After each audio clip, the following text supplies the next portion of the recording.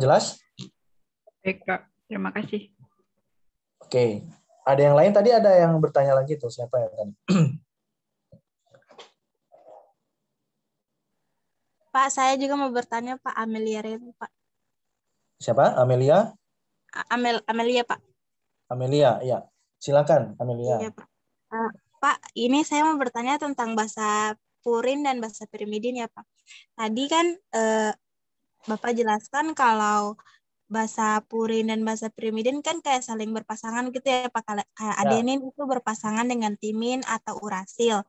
Terus guanin berpasangan dengan sitosin, Pak. Jadi pertanyaan saya gini, Pak. Jika ada beberapa faktor, Pak, yang terjadi sehingga mereka bukan berpasangan dengan pasangan mereka, Pak. Kayak contohnya guanin berpasangan dengan sitosin, tapi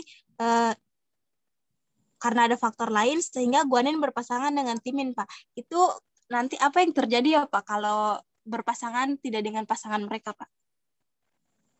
Iya. Terima kasih. Pertanyaannya bagus lagi. Nah, yang terjadi adalah mutasi. Makanya sekarang ada namanya virus mutasi ya. Virus itu terjadi mutasi. Nah, kenapa mutasi? Iya, karena dia gagal untuk menerjemahkan template gitu. Template ini artinya induknya yang seharusnya dia terbacanya berwarna merah, kok jadinya tidak terbaca seperti itu. Ataupun akan terjadi kelainan-kelainan. Nah, kalau misalnya sintesis protein, nanti kita akan masuk di replikasi, tentunya ini akan lebih jelas lagi. Nah, itu yang terjadi kalau tidak berpasangan, tidak cocok gitu ya. Memang karena gini, DNA ini selalu mengalami replikasi itu secara alami ya di dalam tubuh kita ataupun hewan tumbuhan. Ketika mereka tidak sama pasangannya, misalnya di DNA adenin tidak berpasangan dengan timin, kok malah adenin berpasangan dengan sitosin, itu tidak terjadi yang namanya sintesis protein yang normal gitu. Yang pada akhirnya akan terjadi apa? Mutasi. Nanti yang terjadi apa? Unfunction gitu. Jadi nggak sesuai dengan keberadaannya, fungsinya untuk apa sudah lain gitu. Dan yang terjadi apa? Dia harus beradaptasi lagi untuk supaya survive di lingkungannya. Misal kalau kalian ya mungkin pernah ya belajar tentang cloning gitu, cloning gen ataupun transformasi gen. Nah, itu ketika terjadi kesalahan pembacaan pasang basa, yang terjadi itu yang terbentuk yang akan lain gitu. Dia fungsinya jadi lain, kemudian dia akan berubah menjadi morfologi yang lain. Dia akan tidak menjalankan fungsinya dengan semestinya seperti itu. Itulah yang terjadi. Amelia tadi yang bertanya ya? Iya, Pak. Oke. Bagaimana? Sudah jelas, Iya, Amelia? Pak. Iya, Pak. Oke. Berarti ya, gimana? Berarti ini, Pak, kalau kalau ketukar pasangannya itu berpengaruh besar ya, Pak, bagi ini. Iya, benar. Nah, perlu diingat ya, Amelia, bahwa untuk DNA itu 90 sampai 99 tidak pernah salah terbaca, tidak pernah. Nah, yang sering salah terbaca itu RNA. Karena kenapa? Karena dia single strand. Dia tidak stabil, Amelia. RNA-nya tidak stabil. Kalau DNA dia stabil. Dia selalu pasti akan berpasangan, selalu berpasangan nih. Adenin timin, guanin sitosin selalu berpasangan. Nah, yang kadang terjadi tidak berpasangan itu adalah di RNA. Nah, ini mungkin nanti akan jadi ujian ya, soal ujian. Dan biasa ini pengalaman Bapak ya, waktu mengikuti satu event olimpiade seperti itu, dan ini selalu muncul soalnya. Ada kasus misalnya ada misalnya transplantasi gitu ya. Nah, itu kan ada beberapa tahapannya, dan waktu itu ada soalnya misalnya ya cloning ya, ini kita ke cloning. Mungkin ini sedikit aja untuk adik-adik ketahui. Nah, ketika misalnya DNA dari yang satu spesies ini ya, Bapak tidak sebut nama organismenya apa, organisme A misalnya dengan B. Nah, ini kan lain nih spesiesnya. tetapi memiliki DNA yang hampir sama. Nah, ketika itu salah dikombinasikan, salah untuk digabungkan, dimixkan, nah itu terjemahannya lain nanti, sintesis proteinnya lain, yang terbaca lain. Fungsinya nanti jadi bagaimana morfologinya akan sangat tidak menentu, tidak sama dengan yang diharapkan seperti itu.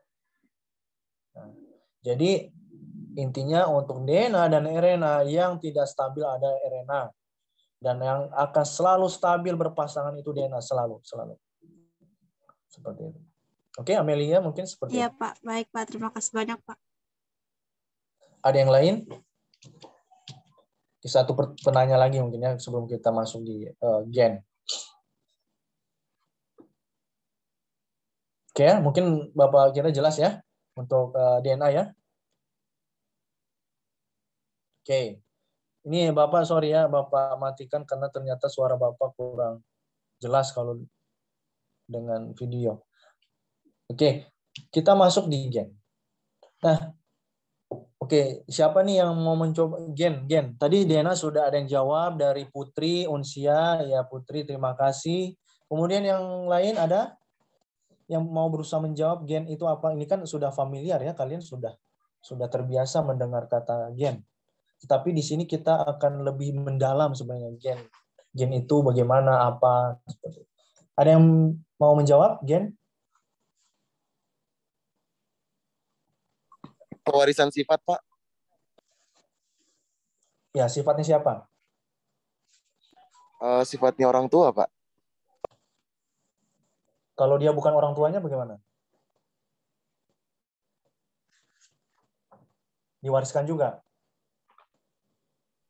Tidak, Pak. Ya, jadi gen ya, kita belajar gen. Jadi kan tadi Bapak sudah singgung bahwa gen itu satu komponen juga yang terbentuk karena adanya DNA. Jadi kalau nggak ada kumpulan DNA ya yang nggak bisa terbentuk namanya satu subunit gen.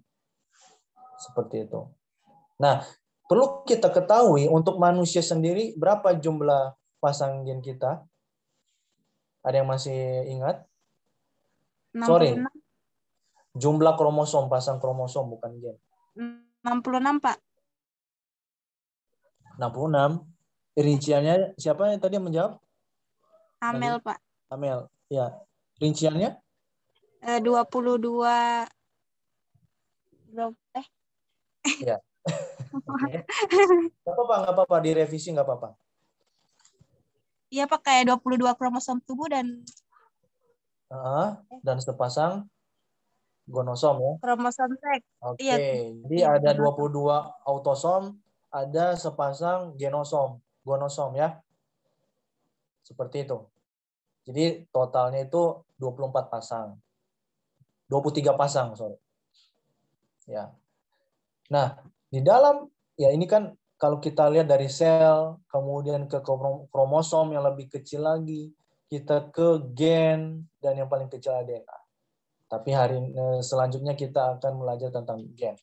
Nah, ya apa sih gen? Nah, tadi sudah yang menjawab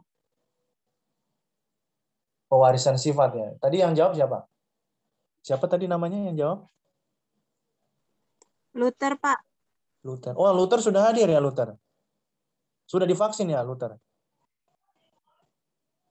Luther kalau memang ini nggak apa-apa, minta izin aja, nggak ikut. Nanti apa kalau dipaksa kan? Nggak apa-apa. Oke. Ya, gen. Gen itu memang segmentasi ya, terbentuk dari segmen-segmen DNA seperti itu. Dan masing-masing gen ini menyimpan informasi yang sangat spesifik. Kalian bisa lihat di sini. Ini satu potong gen aja nih ya, satu potong gen ini yang terlibat adalah beberapa banyak DNA di sini. Nah, kalian matanya hijau, jadi hijau gini nih, seperti ini nih. Nah, kemudian gen ini sebenarnya nantinya akan mentranskripsi dan mentranslasi ya untuk membuat satu protein.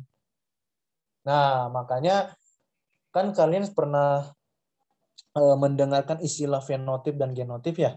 Nah, untuk penampakan morfologi tubuh, organ tubuh kita, mata, hidung, rambut, kaki, semua tangan, jari. Nah, itu fenotip ya.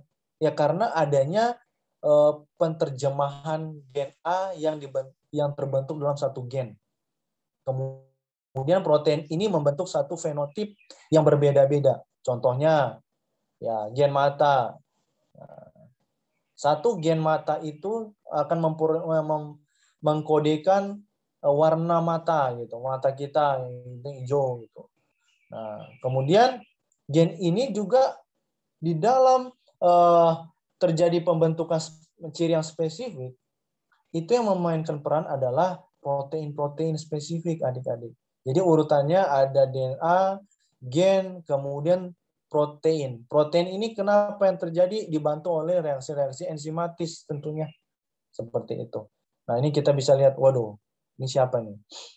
Nah, ternyata untuk menjadi sedemikian tampannya yang orang ini, itu terjadi yang namanya pembentukan protein karena adanya komponen gen yang spesifik. Kita nggak bakalan sama dengan si dia gitu. Ya, kecuali satu bapak ya. Seperti itu. Kalau berbeda bapak nggak mungkin sama. Tuh. Nanti ada yang nanya, Pak, saya kok berbeda dengan orang tua ya? Apakah saya anak tetangga? Nah, itu harus dicari informasinya juga. Nah, jadi gen ini sangat spesifik ya di dalam membentuk satu fenotip. Nanti kalau ada Bapak pertanyaan di ujian, coba jelaskan terjadinya satu bentuk fenotip. Ya berarti harus dijawab dari DNA, gen, kemudian pembentukan protein. Seperti itu. Nah, di sini setelah gen kita harus memahami yang namanya konsep dari genom. Karena gen dan genom ini satu kesatuan sebenarnya adik-adik. Nah, sebenarnya apa sih yang membedakan antara gen dan genom? Apa genom? Nah, jadi ternyata untuk masing-masing gen ini kan satu unit gen ya adik-adik ya, satu potongan gen nih. Ini nih, kalau dipotong, ini kan kromosom, kalau keluar, ini kan banyak gen ya, satu bagian-bagian. Ini kalau Bapak potong di sini lagi, ini satu buah gen lagi di sini gitu. Ini kalau Bapak potong satu buah gen lagi di sini. Nah, di dalam gen ini terjadilah terbentuk banyak DNA yang akan membentuk satu protein yang spesifik seperti itu. Nah, bagaimana dengan genom? Nah, ternyata genom ini lebih komplit lagi adik-adik sekalian. Kenapa komplit? Ya karena baik DNA, kromosom, gen, ya itu disebut dalam satu genom gitu. Jadi satu keseluruhan ya.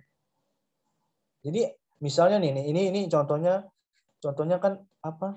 Kulit ya, mungkin kulit ada kulit yang putih, kulit yang hitam. Maaf ya, Bapak tidak ini mendiskriminasi ya. Nah, di sini kita lihat ternyata itu ada satu genom spesifik gitu. Jadi berbeda ya, misalnya kulitnya si Adele sama Luther sama siapa lagi tadi ada Nadila, itu beda-beda genomnya gitu. Beda-beda walaupun kita satu spesies. Seperti itu. Jadi genom ini komplit ya. Baik dia itu di dalamnya bisa gen, bisa DNA, bisa kromosom, ini semua dalam satu genom. Seperti itu. Nah, kita masuk. Nah, tadi kita udah singgung nih kromosom ya. Di sini kan ada kromosom. Jadi pada hari ini memang kita terfokus untuk membahas konsep dulu, konsep dasar. Nah, di sini kromosom kita masuk ya. Nah, ternyata sangat luar biasa sekali penemuan dari kromosom ini. Nah, kromosom pertama kali didemonstrasikan oleh Strasburger tahun 1875 ya. Nah, di mana dia mendeskripsikan kromosom ini dari dua kata Yunani ya. Ada kroma warna, kemudian soma itu tubuh. Jadi kalau diistilahkan secara terminologi ya, kromosom itu sebenarnya warna tubuh gitu. Nah, kemudian terminologi kromosom ini selanjutnya juga dipakai secara prinsip oleh Baranecki pada nukleus, di dalam nukleus seperti itu. Nah, di sini yang mencirikan bahwa ada kestabilan hereditas gitu ya. Hereditas ini satu bidang yang mempelajari tentang keturunan gitu, herediter. Sifat yang mewarisi dari induk ke anakan atau keturunan atau progeni seperti itu ya. Nah, ini untuk konsep dasar kromosom. Kemudian ternyata kromosom ini disebut sebagai struktur nukleoprotein tadi yang membawa informasi genetik tadi ya. Nah, kenapa disebut nukleoprotein? Ya, karena tadi bermula dari si Baranecki ini menyatakan bahwa ini merupakan bagian atau komponen dari nukleus. Gitu. Makanya nukleoprotein. Kenapa protein? Ya karena DNA itu akan menerjemahkan satu protein spesifik gen tadi. Seperti itu. Nah, tadi Bapak sudah ini ya. Ya, kromosom manusia terdiri 22 pasang otosom, pasangnya gonosom. Ya. Ini kenapa 14 ini? Ini salah-salah ini. Ini apa? Karena ini Bapak ambilnya dari buku elektronik ya. Nanti ini sekedar info, ini Bapak untuk materi kita ini memang mengambil dari buku yang berbahasa Inggris. Nanti bisa Bapak share di grup buku seperti itu. Supaya kalian juga membaca nanti. Oke. Nah, kita masuk di struktur dan organisasi kromosom. Nah, jadi tadi sudah disinggung oleh si Baranecki ini bahwa ternyata kromosom itu memiliki struktur yang sangat unik. Nah, di dalam satu nukleus itu ada kromosom cirinya seperti ini. Nah, ada telomer, bagian-bagian kromosom ini ya adik-adik. Kemudian ada sentromer. Nah, untuk masing-masing ini apa sih sebenarnya? Nah, ternyata di sini yang sangat menariknya adalah ada bagian yang tidak mengandung gen. Bayangkan, kita kan dari tadi kromosom ini ternyata, berarti gen ya. Karena kan ini tadi, kromosom, gen. Jadi sekarang jangan disalahartikan, tidak semua bagian kromosom itu mengandung gen. Nanti kalau ditanya adik-adiknya SMP atau SMA, kalian jangan jawab semua di bagian kromosom ini mengandung gen, tidak. Jadi untuk bagian sentromer ini ya, sentromer di sentralnya ya adik-adik, itu daerah yang memang tidak mengandung informasi genetik.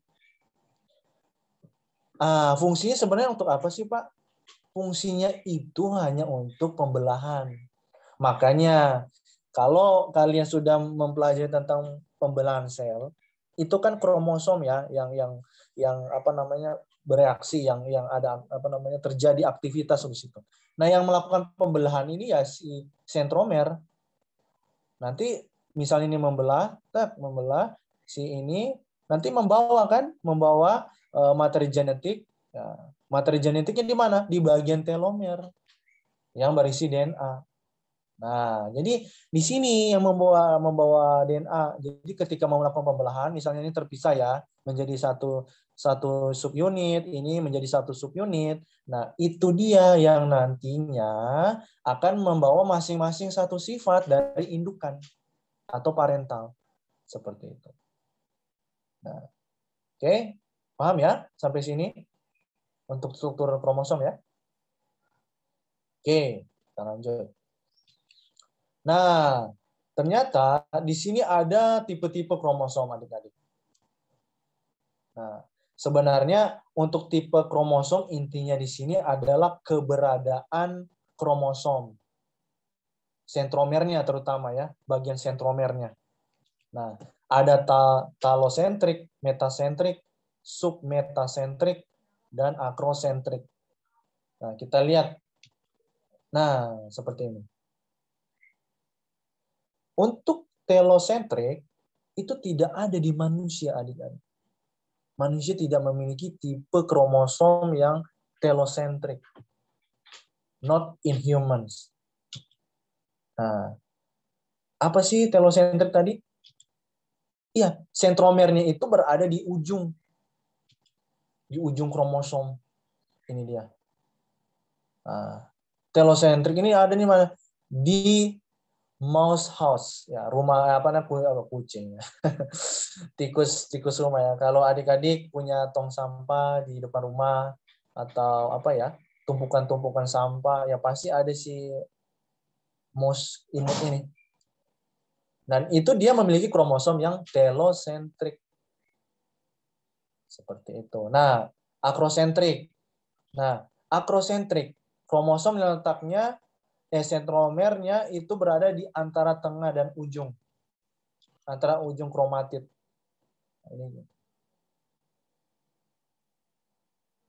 Nah, kemudian ada submetasentrik. Submetasentrik, kromosom yang letak sentromernya mendekati bagian tengah. Nah, mendekati bagian tengah artinya tidak berada pas di tengah ya, dia tidak pas di sini nih. Dia agak sedikit ke tengah gitu. Nah, kemudian metasentrik. Nah, kita bisa lihat sentromernya posisinya. Itu memang benar-benar ada di tengah. Sehingga bisa dipastikan untuk yang metasentrik ini ketika terjadi pembelahan ya akan terbagi menjadi 2 kromatid. Jadi ini namanya kromatid ya. Ini nggak ada di keterangan. Ini ketika melakukan pembelahan, nah ini terbagi gitu. Ini yang metasentrik. Oke? Jelas ya? Nah, kemudian bagian yang tidak kalah penting. Oke, ada yang mau bertanya sampai sebelum lanjut? Tadi ada yang mau bertanya sepertinya. Atau sudah jelas ya adik-adik ya? Masih bisa diikuti ya sampai detik ini ya? Ya. Jadi belajar biologi molekuler memang butuh kesabaran sedikit adik-adik. Dan butuh konsentrasi tentunya. Bapak harap semuanya sudah sarapan ya. Oke, kita lanjut. Lokus dan alel. Nah, Pak, kenapa sih kita harus bahas lokus dan alel? Iya, karena lokus ini itu memang bagian dari gen. Nah, lokus itu adalah tempat ya, tempat gen, letak gen gitu. Jadi untuk setiap gen ini memiliki variasi alel yang berbeda-beda. Sebentar alel kita akan belajar juga. Nah, untuk masing-masing alel, dua alel ya. Satu sel kan memiliki 2 alel tuh. Nah, masing-masing itu akan membawa satu gen orang tuanya. Nah, baik gen resesif maupun dominan. Seperti itu. Nah, pada umumnya alel yang bersifat dominan ini akan mengkode protein satu protein gitu, satu protein. Dan untuk yang resesif ini tidak mengkode secara efektif. Nah, makanya kan kalian selama ini tahunya mungkin di SMA atau pernah baca seperti itu, tahunya ya resesif dominan. Ternyata yang dominan ini, yang alel dominan itu yang mengkode, yang umumnya mengkode protein secara spesifik. Kita bisa lihat gen alel keberadaannya. Nah, ini tempatnya nih, yang Bapak kotakkan ini tempatnya. Nah, ini gen alelnya. Ini kenapa Pak warnanya beda-beda? Iya kan ini masing-masing individu itu berbeda-beda gen alelnya. Seperti itu. Nah, ini di sini gen alelnya. Nah, alel itu apa? Nah, kita bahas lebih lengkap lagi. Nah, jadi untuk untuk alel ini dari orang tua kita ya. Nah, kalau misalnya ada yang ada yang heterozigot atau berbeda dan yang sama homozigot seperti itu. Nah, kalau yang homozigot, kita bisa lihat di sini. Yang homozigot, kita bisa lihat dia gambarannya adalah ada dua alel, tetapi lokusnya kita bisa lihat. Nah, apa yang membedakan gambar individu saat A dan B? Apa yang membedakan coba untuk heterozigot dan homozigot?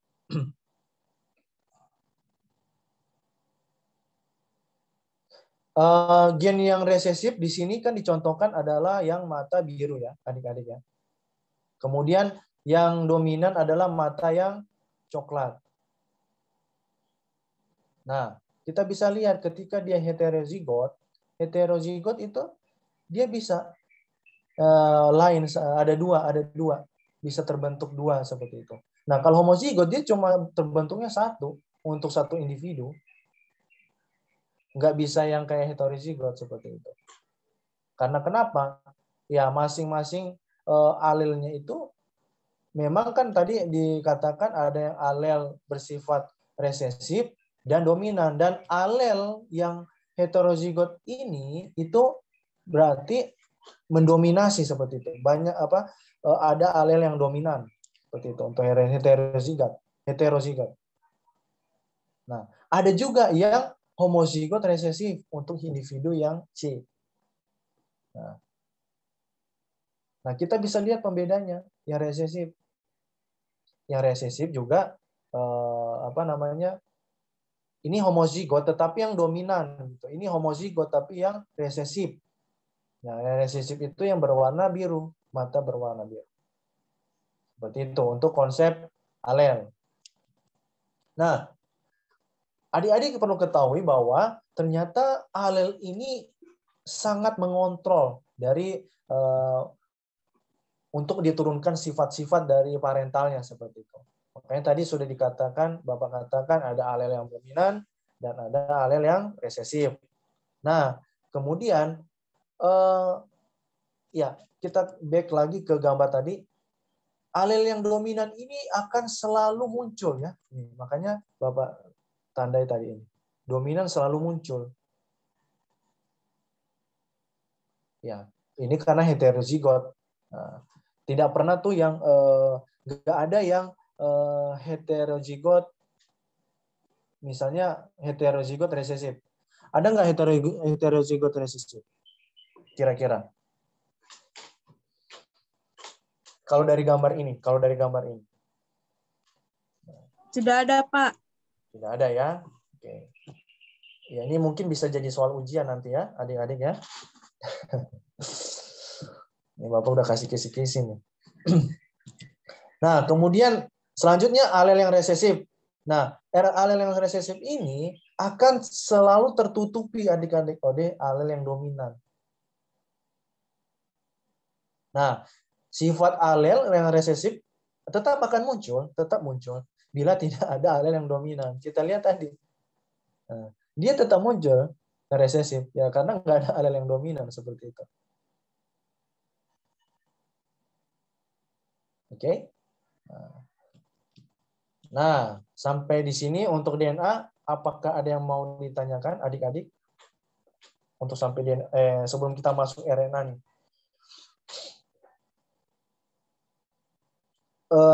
Siapa tadi?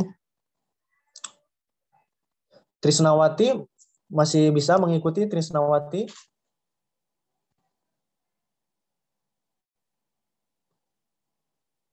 Ya, Trisnawati masih bisa ya, Dek? Iya, masih bisa, Pak.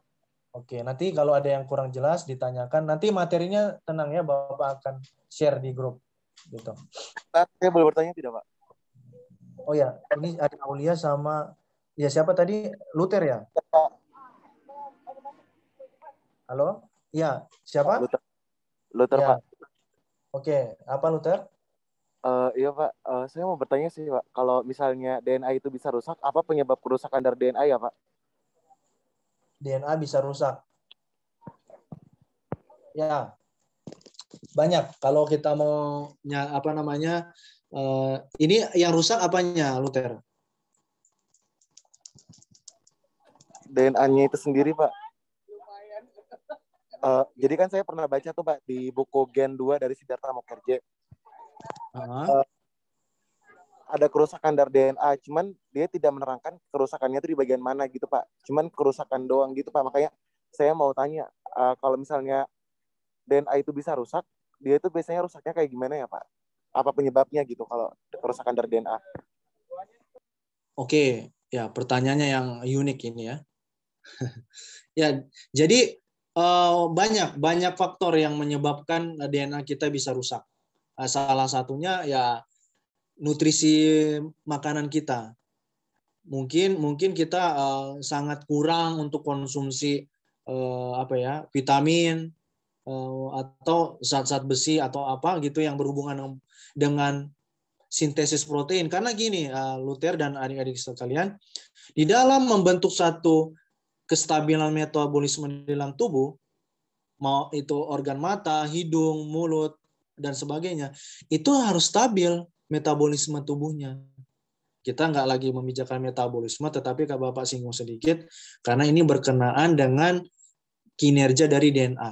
Nah, ketika kita mengalami kekurangan asupan nutrisi makanan, mungkin yang kita kurang makan vitamin atau zat besi atau apapun itu yang sangat menunjang kestabilan DNA kita, ya itu akan terganggu gitu. Bahkan sampai DNA kita akan rusak.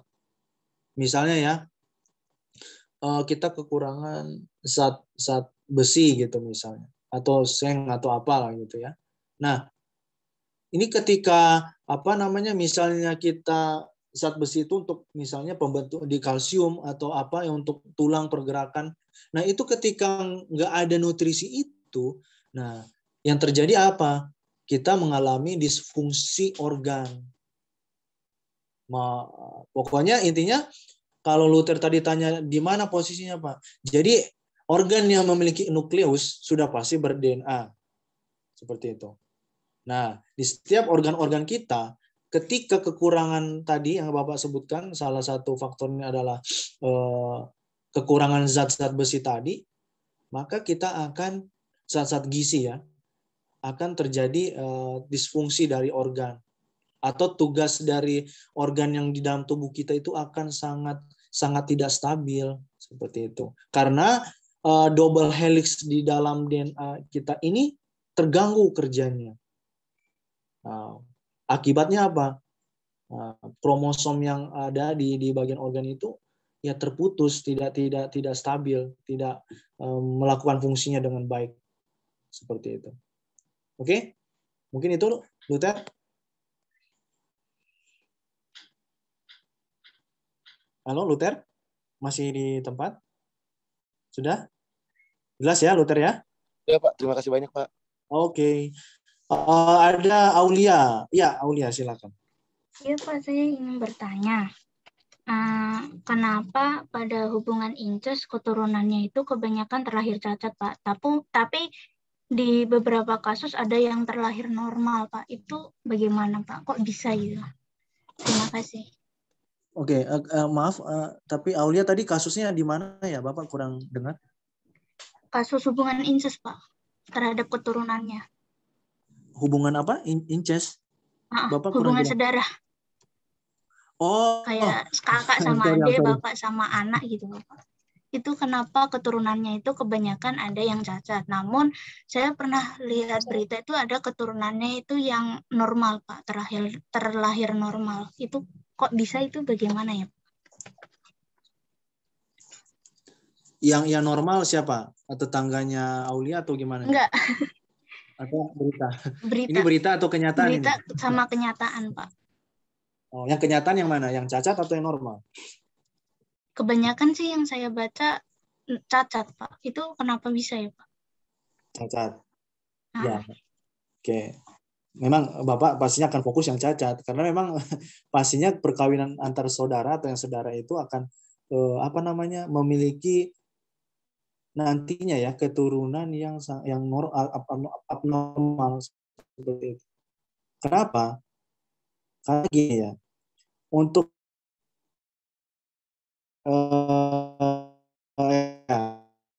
Terutama ini sebenarnya di golongan darah sih sebenarnya. Nanti kalau kalian pernah baca atau pernah tahu tentang resus ya, walaupun bukan hanya sedarah sih sebenarnya.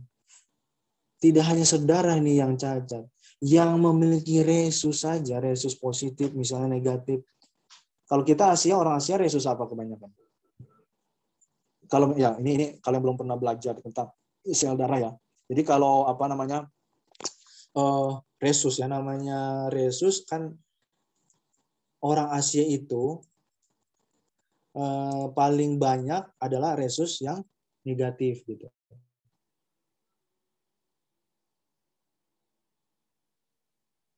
Sorry, terbalik ya, Bapak terbalik. Yang Asia sedikit yang resus negatif. Nah, kebanyakan kita adalah resus yang positif. Nah, ini kita hubungkan di resus ya, di golongan darah. Nah, untuk masalah yang sedarah tadi, kenapa bisa cacat? Karena begini, ini kan di dalam organ tubuh kita itu kan kita fungsinya adalah menerjemahkan ekspresi ya, ekspresi protein seperti itu. Nah, ketika yang diterjemahkan ini adalah bagian yang sama gitu, nah ini dia akan terjadi namanya disfungsi. Dia tidak intinya tidak menempatkan fungsinya. Kenapa?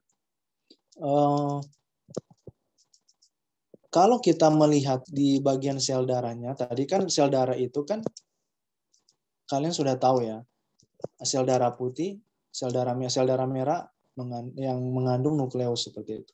Nah, kalau nukleus ini yang membawa DNA yang sangat spesifik dan itu sama komposisinya dengan apa? Antara satu individu, antara satu progeni atau keturunan, itu akan terjadi namanya tabrakan sinyal gitu. Intinya gini ya, kalau Bapak analogikan, kalau kalian misalnya bawa motor nih, mengendari motor. Misalnya Aulia tadi dari arah kiri. Dari arah kiri menuju ya Bapak nggak tahu Aulia kemana gitu ya intinya. Terus dari depan ada yang datang dari arah kanan.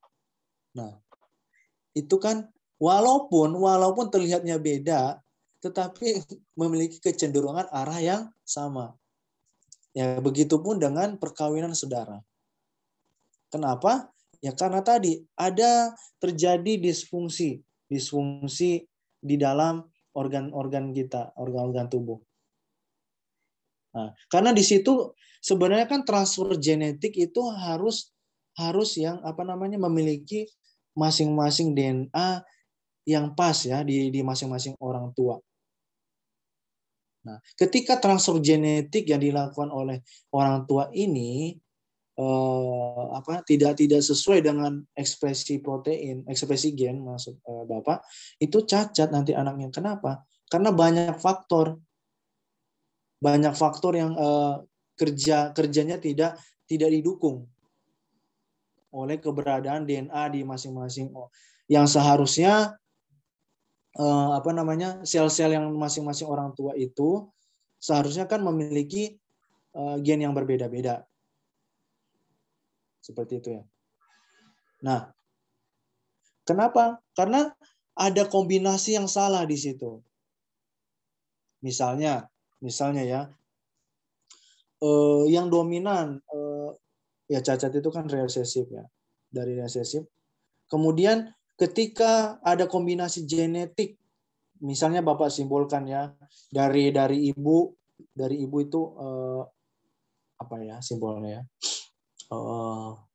Ya misalnya P, dari ibu I lah, I. Oke, Bapak B gitu. Nah, seharusnya kombinasinya itu maksudnya misalnya I besar B besar, tetapi karena dia memang sedarah, yang terjadi adalah I besar misalnya I besar B besar, yaitu cacat anaknya. I besar B kecil ya maksud Bapak. baik secara cacat secara genetik ataupun nanti membawa penyakit. Ya dia bahkan ada keturunan yang tidak bertahan hidup, tidak lama dalam hal ini hidupnya. Mungkin dokter sudah memvonis anak Anda hanya hidup sekian tahun. Jadi ada terjadi kombinasi kombinasi gen yang tidak sesuai. Siapa tadi yang bertanya? Aulia ya? Aulia? Ya, seperti itu Aulia. Jadi ketika kombinasi ini tidak sesuai, si anak ya yang membawa kombinasi resesif, heterozigot resesif atau homozigot, nah itu akan terjadi yang namanya disfungsi organ, bahkan sampai umur hidup yang tidak lama, seperti itu. Intinya ada kesalahan kombinasi gen, gitu ya. Nanti yang cacat dari genetiknya sampai ke organnya yang bekerja, seperti itu. Oke, demikian Aulia. Bisa ya? Bisa dipahami ya? Bisa, Pak. Berarti di hubungan saudara itu kecacatan nggak bisa dicegah ya, Pak? Kecacatan keturunannya nggak bisa dicegah. Nggak bisa. Materi genetik itu nggak bisa. Kecuali mereka ini bayi tabung. Nah, mungkin ambil bayi tabung, oh iya. Ya itu beda lagi kan konteksnya ya kan. Yeah. Kalau misalnya yang terjadi secara alami ada yang namanya transfer genetik itu tidak bisa dicegah seperti itu.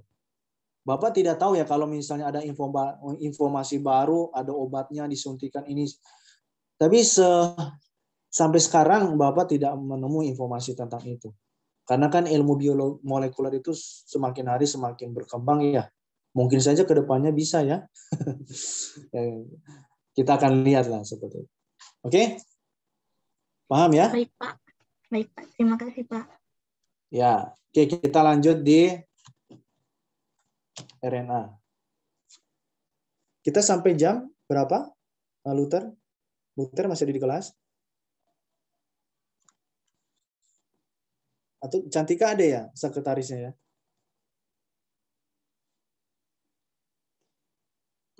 Cantika hadir? Cantikanya lagi keluar lagi, Pak. Lagi ke WC. Oh iya. Luther minta tolong ya Bapak untuk share apa ya? Ini laptop Bapak, tapi nanti sebentar kalau udah. Ya laptop Bapak ini. Mohon maaf Pak, saya masih di tempat vaksin. Oh iya ya, nanti Cantikanya sebentar lagi mungkinnya akan bergabung. Oke, masih bisa. Oke, RNA ya. Kita lanjut RNA. Nah, RNA itu apa sebenarnya? Nah, kalau tadi DNA itu D, sekarang ribo. Tadi kan kehilangan gugus ya. Nah, sekarang ini ribonucleic acid. Nah, untuk RNA ini memang satu molekul yang sangat unik juga ya di dalam organel tubuh manusia ataupun organisme lain. Nah, ini sebenarnya ditranskripsi dari DNA, tetapi ini bagian juga ya. Karena yang RNA ini kan kalau sudah DNA ini mudah sekali untuk terdenaturasi sebenarnya karena dia single strand. Makanya dia tidak tahan. Tadi Bapak sudah menyinggung bahwa RNA ini yang dimiliki oleh virus, mungkin tadi si Luther ya udah vaksin untuk mencegah RNA corona ya. Jadi si corona ini kan RNA. Nah, itu memang sangat tidak stabil. Nah, untuk DNA tadi sudah disinggung ya di dalam nukleus. Kemudian ini memang akan RNA ini juga mengandung informasi-informasi yang sangat spesifik. Sama dengan DNA. Hanya dia tadi ya Bapak sudah sebut. Kemudian untuk ini ada pembedanya nih. Tadi kalau kita lihat untuk DNA dan ini untuk RNA, untuk nukleotida basanya yang timin itu diganti oleh urasil. Seperti itu ya. Kalau kita flashback tadi materi kita. Jadi ingat ya, untuk timin, coba kita lihat lagi supaya jelas. Ya, ini. Kalian bisa lihat pirimidin ya, yang di pirimidinnya. Nah, untuk ini ya. Nah, sementara untuk DNA itu tadi kan adenin pasangannya timin. Nah, untuk RNA adenin itu pasangannya urasil. Gitu. Nanti kalau ujian jangan dibalik-balik ya. Nanti kalian nyebut yang DNA padahal itu RNA. Ya. Itu untuk adeninnya, untuk purinnya ya. Untuk purinnya di bagian RNA. Oke. Oke, kita masuk di struktur ya. Bapak nggak lama ya di RNA struktur.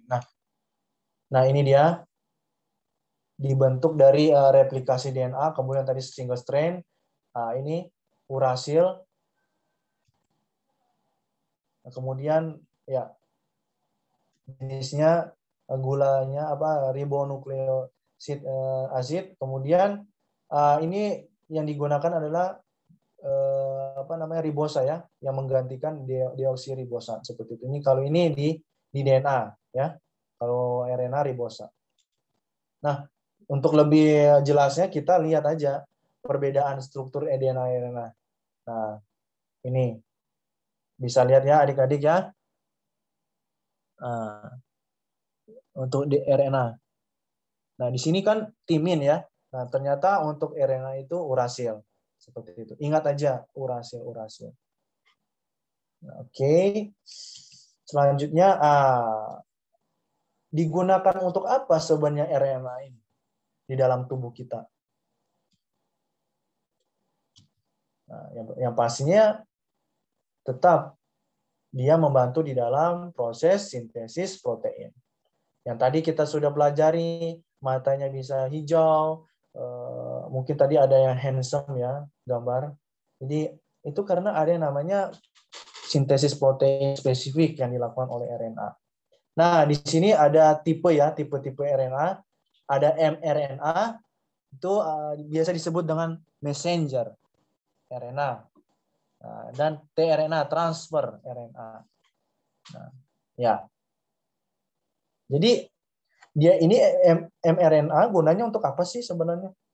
Ya mengirim pesan dari DNA untuk digunakan di dalam meng-create ya atau membentuk satu protein yang unik untuk kelangsungan kehidupan baik dalam aktivitas hormonal di dalam tubuh kita atau memperbaiki sel yang telah rusak di dalam tubuh. Nah, dan yang tidak kalah penting, membantu di dalam sistem imun kita. Seperti itu. Ya, sebelum Bapak lanjut, Bapak mau mengkonfirmasi dari Putri ataupun Trisnawati ya? Oke, jam sholatnya jam berapa ya? Halo, Putri Trisnawati? Nanti mungkin jam 12.40 Pak, atau jam 1:40. Oke, nanti kita selesai 12.30 bisa ya? Iya Pak, bisa. Oke, ya. Bapak lanjut dulu ya. Oke. Ya, tRNA. Ya, tRNA ini dia tadi kan mRNA sudah menyampaikan pesan nih. Nah, kemudian ternyata tRNA akan digunakan untuk mentransfer. Nah, nanti kita belajar lebih dalam antikodon apa. Nah, apa yang ditransfer? Asam amino dengan baik. Nah, jadi kayak, ayo nih, misalnya ya, mRNA udah bawa protein apa semua DNA yang mau disampaikan gitu. Aku mau membentuk ini nih, si mRNA bilang. Terus si transfer DNA bilang, oke, sudah betul pasangan basa DNA-nya. Mari kita buat kodonnya gitu. Jadi ada mRNA itu sebagai kodonnya gitu. Nanti kita pelajari ya perbedaan kodon dan antikodon. Nah, sementara untuk tRNA-nya dia sebagai antikodonnya seperti itu. Nanti ada juga asam amino. Nah, kita akan belajar lebih dalam. Ini yang kulit-kulitnya dulu ya, Bapak-bapak. Jadi ada mRNA, ada tRNA. Nah, kemudian tadi sudah disinggung bahwa RNA ini kok kenapa sih bisa digunakan sebagai sintesis protein? Nah, ya, yang jelas karena dia akan membuat satu makromolekul ya, dalam hal ini protein. Misalnya bisa di dalam aktivitas hormonal, kemudian enzim, bagian dari bagian sel, dan juga respon imun seperti itu. Nah, di RNA ini ada 2 step ya, ada transkripsinya dan ada translasinya. Nanti kita akan pelajari juga untuk transkripsi dan translasi. Nah, oke, kita masuk di replikasi DNA. Nah, mungkin ini yang terakhir ya, materi yang terakhir nih, replikasi DNA. Oke, sampai sini ada yang mau ditanyakan sebelum masuk di replikasi? Kita masih ada waktu 30 menit. Kalau tidak ada yang tanyakan, Bapak lanjut ya. Oke, replikasi DNA. Pertanyaannya, mengapa kita mempelajari replikasi DNA sebenarnya? Nah, jadi oke, ada pendahuluan dulu ya sebelum kita masuk di replikasi ini. Jadi untuk membentuk satu organ secara spesifik, adik-adik yang hidung mancung, pesek, mata yang bulat, sipit, itu karena ada proses ini, adik-adik, ada proses replikasi DNA, transkripsi, dan translasi. Tapi kita mau fokuskan di replikasi. Oke, materi genetis ya. Jadi kita harus tahu dulu nih, ternyata siapa sih yang membawa, yang mendominasi gen kita? Kok kita bisa jadi tinggi, kita bisa jadi orang yang lincah berlari, itu gennya siapa, DNA siapa? Seperti itu. Kita harus paham dulu. Kemudian, nah sebenarnya replikasi materi genetik ini, kita fokusnya adalah mau melihat pengkopian atau perbanyakan dari gen yang diwariskan oleh orang tuanya atau parentalnya ke generasi yang satu atau ke generasi makhluk hidup yang baru seperti itu. Nah, pertanyaannya adalah ya bagaimana si materi genetik itu tadi diperbanyak secara cepat dan tepat. Cepat dan tepat artinya tadi yang ada yang bertanya bahwa dia tidak salah terbaca gitu. Nah, kan DNA ini harus cepat dibaca. Kalau dalam pembacaan yang cepat ini dia salah berpasangan, ya DNA aja itu kalau salah berpasangan itu salah terbacanya gitu. Nah, bagaimana? Pertanyaannya bagaimana? Nah, ini hanya gambar ya. Ya, ini posisi replikasi DNA, ya ini pembelahan, kemudian pertumbuhan. Oke. Ya, kita harus tahu dulu dimulai dari struktur molekul DNA. Tadi kita udah bahas bersama ya. Ya, udah ini kita udah bahas, kemudian Watson ya ini perlu adik-adik flashback lagi ya, yang sangat berjasa untuk menunjukkan pasangan bahasa dalam DNA itu ada Watson and Crick ya. Kita udah tahu bersama. Kemudian nah ini yang tidak kalah penting adalah tadi yang berpasangan itu ternyata satu untai DNA itu dijadikan template-nya sebagai cetakan. Jadi yang berpasangan tadi, nah ini Bapak kalau ingin menjelaskan sedikit ya. Kalau di DNA itu ada satu kodon itu yang namanya ATG. Jadi adenin, timin, dan guanin ini itu satu template. Jadi ada tiga ya adik-adik ya.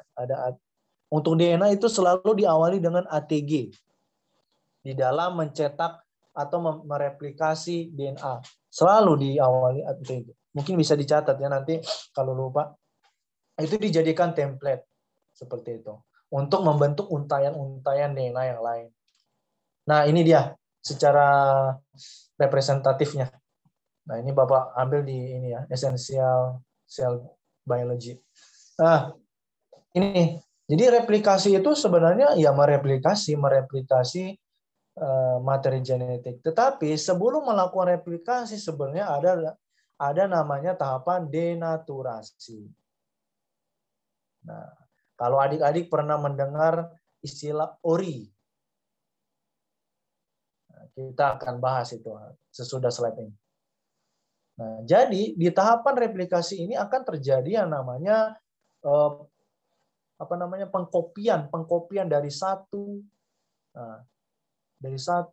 kemudian menjadi 2, dari 2 membelah lagi menjadi 3, bergenerasi sampai seterusnya.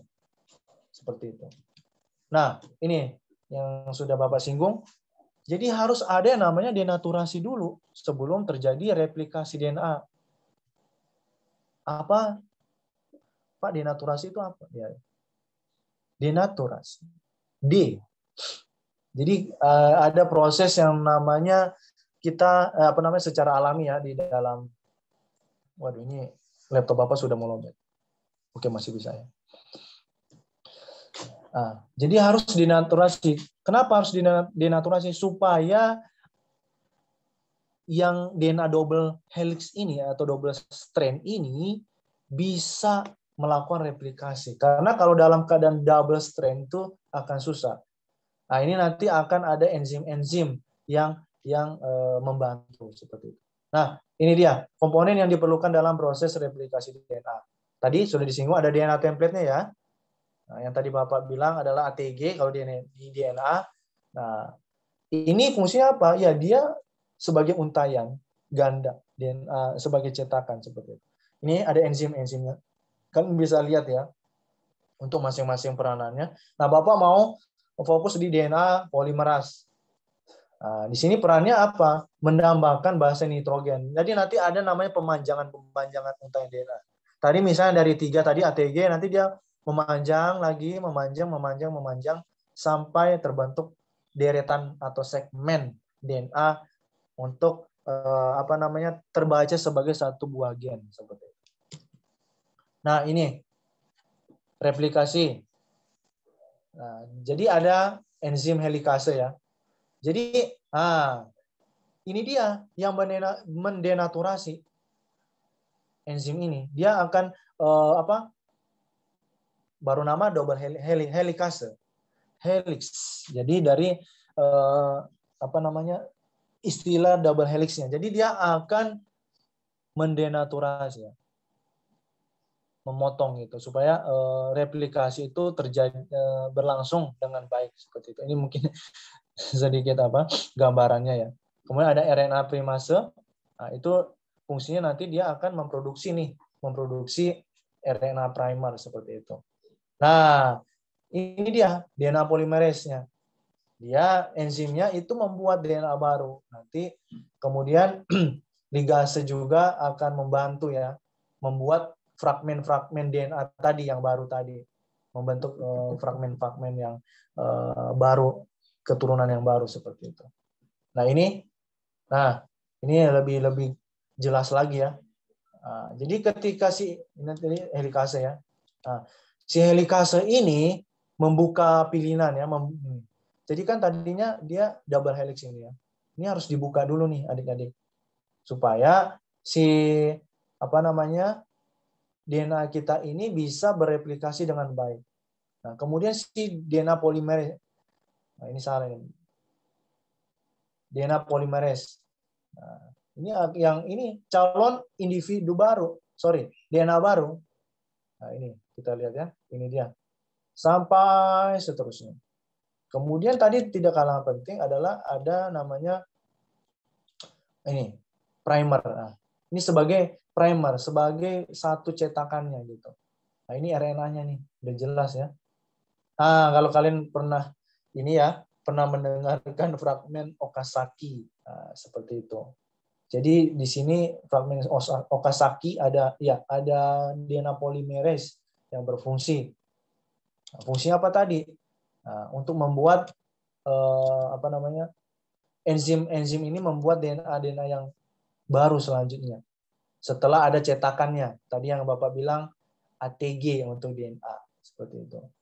Nah, kemudian selanjutnya setelah pita ya, ini ada yang terputus, ternyata pita terputus, DNA primer digantikan menjadi DNA oleh DNA polimerase. Nah, ini jadi dia nyambung nih adik-adik. Jadi kan yang RNA ini hanya sampai di sini kerjanya gitu. Nanti digantikan oleh DNA Tapi atas bantuan DNA polimerase seperti itu. Dan untuk menyambung ini kan disambung lagi nih. Nah, ini ada yang namanya DNA ligase. Nah, nanti untuk menyambung fragmen-fragmen yang terputus-putus tadi adik-adik. Seperti ini. Ini dia. Ini kan menyambung dia. Ini nih DNA ligase. Nah, kita bisa lihat. Nah, seperti itu. Oke. Ya, ini tadi ya. Ini ya model Watson dan Crick, struktur DNA. Ya, tadi kenapa Bapak bilang ya double helix, makanya dia sangat stabil dan juga dia ya hidrofobik. Jadi sangat-sangat stabil, susah untuk kecuali tadi ya ada proses yang namanya secara alami oleh enzim helikase tadi untuk membuka karena ada proses replikasi seperti itu. Makanya dia terbuka yang double helixnya. Oke, nah yang mungkin terakhir ini ada model-model pembelahan ya, pembelahan DNA, ada yang konservatif. Nah, ini bisa dilihat ya. Mungkin kalian sudah pernah ya mendengarkan ini ya. Nah, konservatif itu ya satu molekul. Ada dua ya, ada satu molekul asal atau orang tua, kemudian ada satu molekul baru. Nah, bisa lihat nih, tadi ini pertamanya kemudian jadi dua, tetapi sama gitu, sama dengan parentalnya seperti itu, kalian bisa lihat. Nah, ketika dia ini pertanyaan kenapa Pak ada yang ini? Nah, karena di sini sudah ada namanya ada yang dominan dan resesifnya tadi seperti itu. Nah, ada semi konservatif. Nah, semi konservatif yang membedakan antara konservatif dan semi konservatif, ternyata di semi konservatif ini sudah ada dua molekul DNA baru. Masing-masing itu dari untaian asal atau parental dengan untaian baru. Beda ya dengan tadi kan. Yang tadi kan mengikuti parentalnya ya. Nah, kalau sementara semi konservatif ini menyumbang gitu. Ada yang menyumbang dari orang tuanya dan dari individu, bukan individu baru, yang artinya mungkin dari ibunya, dari bapaknya seperti itu. Jadi ada gabungan. Itu semi konservatif. Terdiri dari satu untaian asal dan satu untaian baru. Kemudian ada yang model dispersif. Nah, jadi dispersif ini bisa dilihat ya. Ini ada DNA asalnya, kemudian ketika bereplikasi, potongan-potongan DNA yang asal ini akan membentuk dua molekul DNA yang baru seperti itu. Tapi terjadinya secara acak. Nah, dia secara acak dispersi.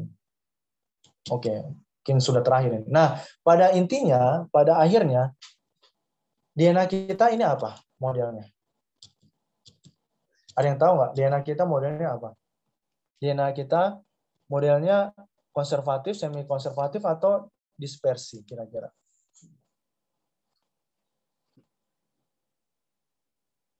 Setelah nanti dia akan bereplikasi ya, sebelum replikasi. Nah, jadi berdasarkan penelitian sebelumnya bahwa ternyata setelah diuji cobakan untuk model dari pembelahan, nah itu kita berada di semi konservatif gitu. Kenapa? Untuk penelitian terdahulu ketika ada DNA dicobakan dalam sel E. coli, bakteri E. coli, kalau kalian pernah dengar ya, E. coli, Escherichia coli. Nah, itu dicobakan dalam media yang berenergi tinggi, yang memiliki isotop yang berenergi tinggi, 14N atau H, Bapak sudah agak lupa juga ya. H atau N. Nanti ingatkan Bapak lagi.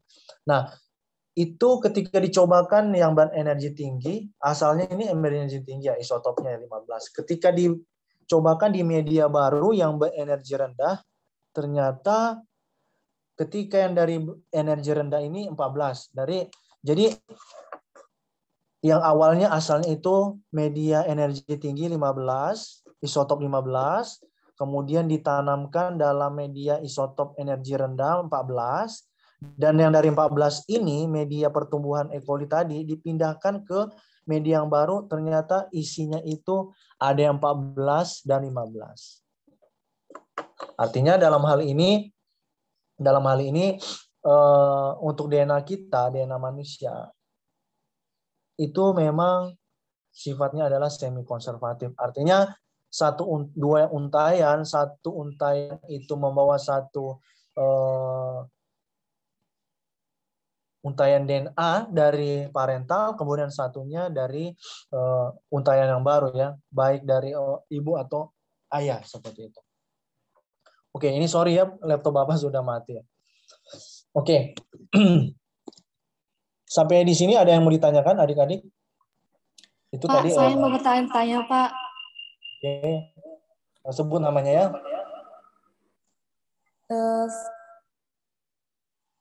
Saya Desi, Pak. Ya. Kan tadi Bapak bilang kalau dalam replikasi DNA itu terjadi replikasi kan, Pak? Nah, Ya.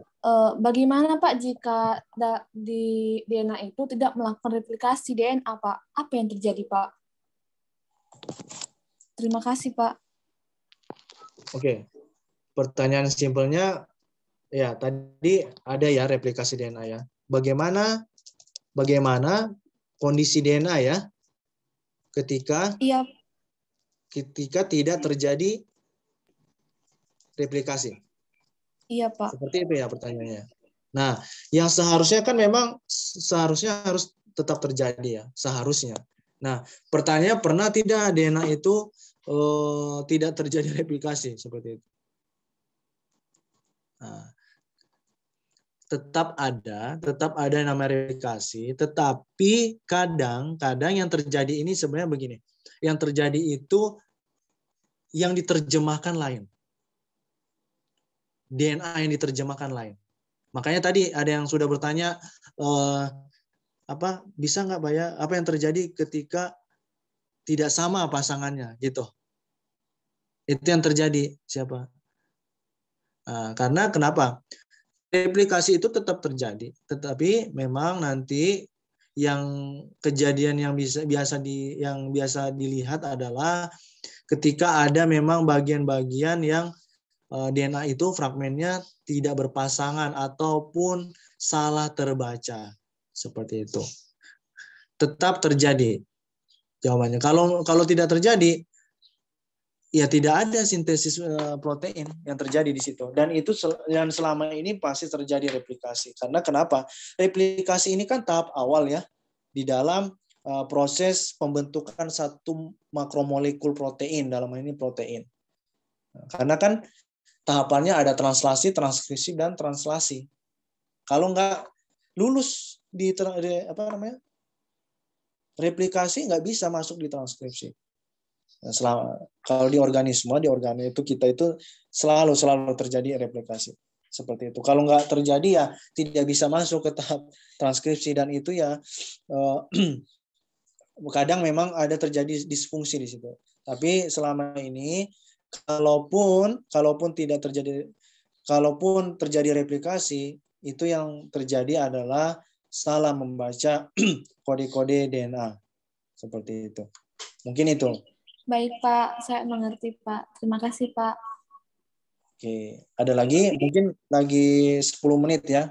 Karena ada teman kita yang sebentar akan menunaikan ibadah. Pak Putri mau bertanya, Pak.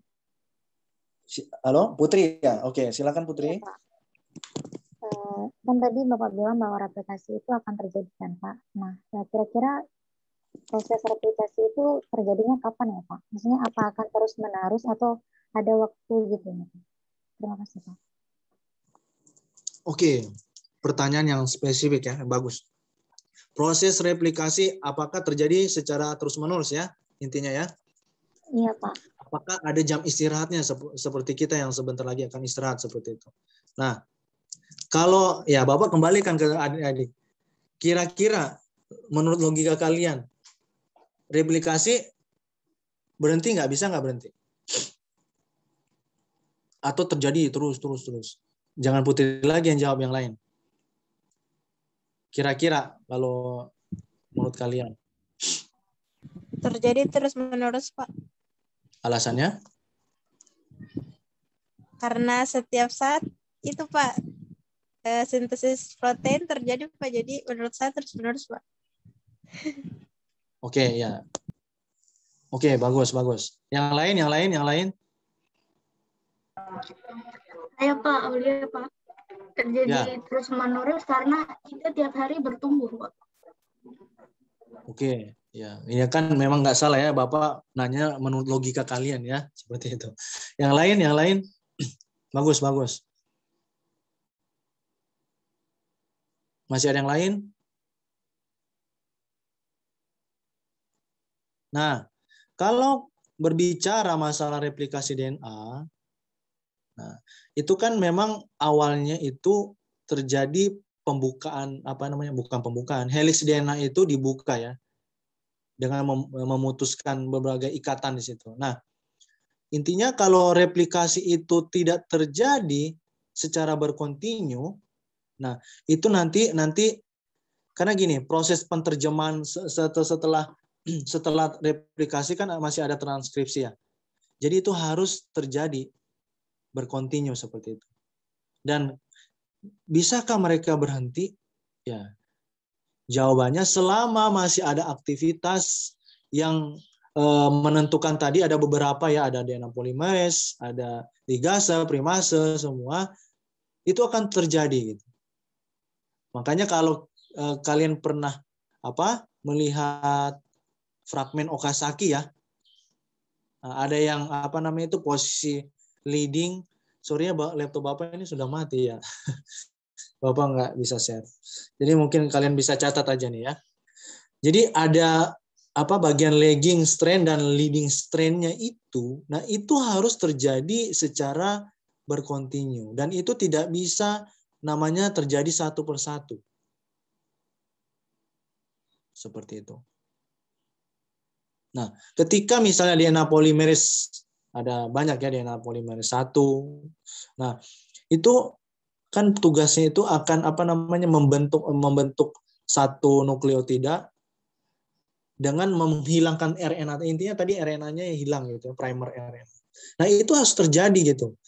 Nah, yang kedua mungkin nanti kalau misalnya tidak terjadi proses itu secara berkontinu, tidak bisa masuk di proses transkripsi.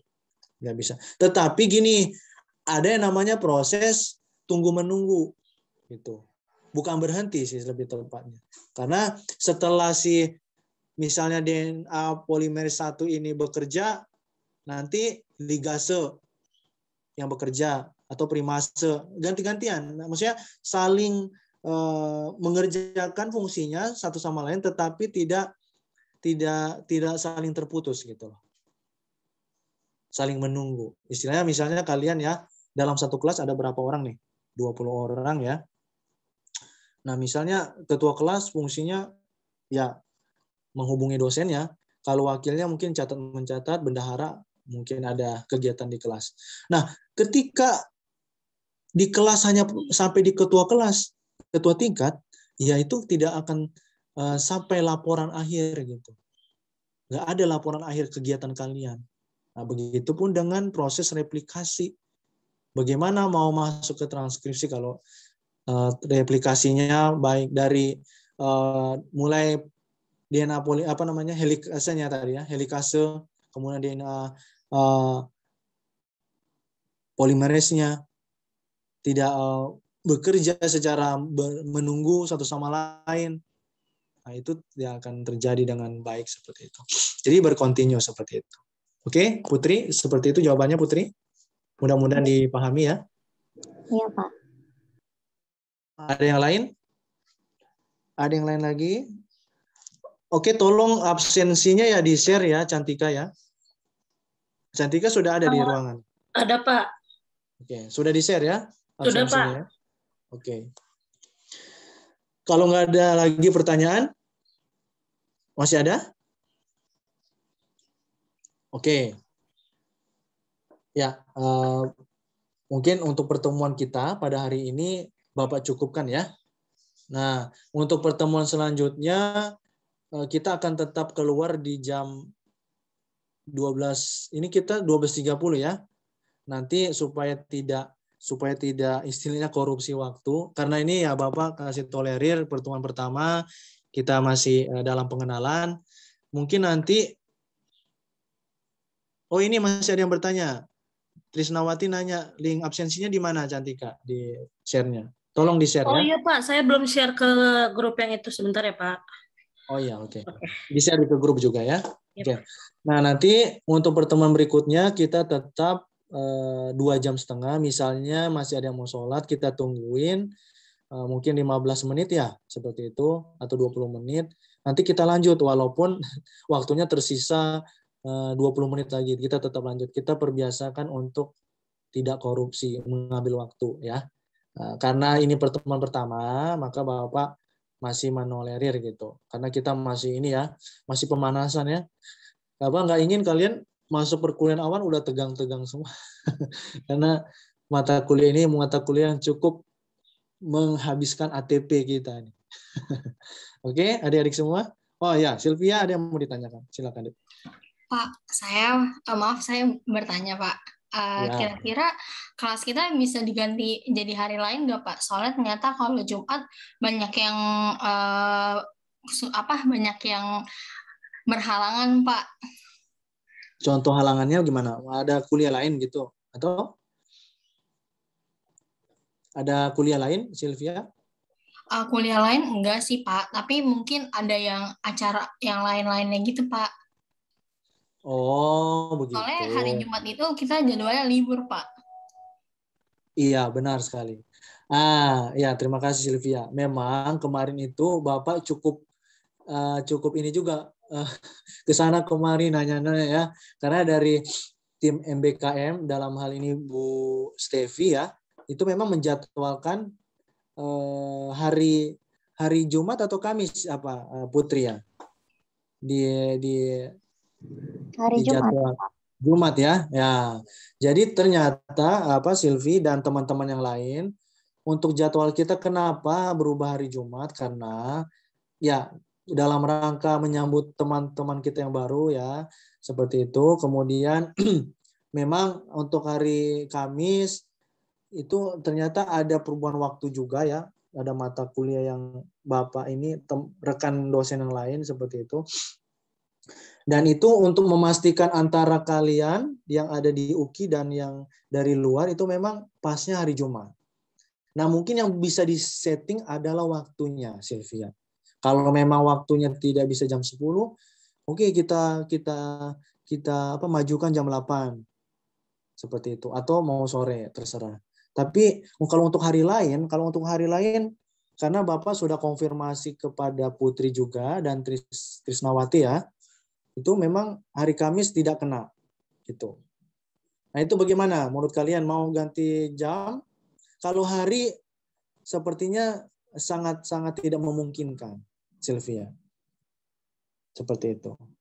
Mungkin kalau ada yang kegiatannya mungkin harap bersabar dulu, kita kuliah memang kuliah memang harus sedikit meluangkan waktu lah untuk belajar seperti itu.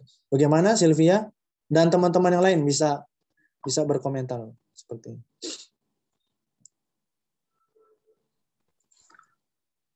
Oke, kita 9 menit lagi ya.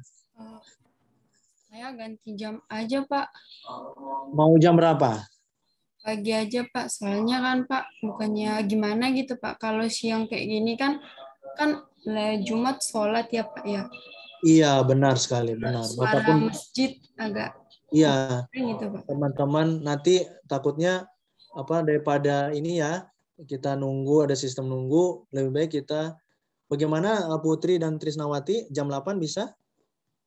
Bisa, Pak. Karena di jadwal yang diberikan Ibu Stevi sebenarnya memang jam 8, Pak. Ya, Pak, jam 8, Pak. Oh, seperti itu. Ya. Karena Bapak sebenarnya menerima 2 jadwal. Jadi kalau Bapak masih, ini mana yang benar ini? Kamis, Jumat, ini ada yang bilang jam 10, ada yang bilang jam 8 gitu. Karena kemarin memang di grup kita agak ini ya, berdiskusi agak lama ya terkait jadwal.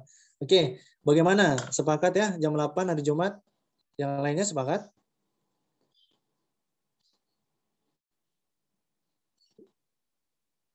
Sepakat ya jam 8 ya? Iya, Pak. Oke. Oke, kalau tidak ada yang ditanyakan lagi mungkin.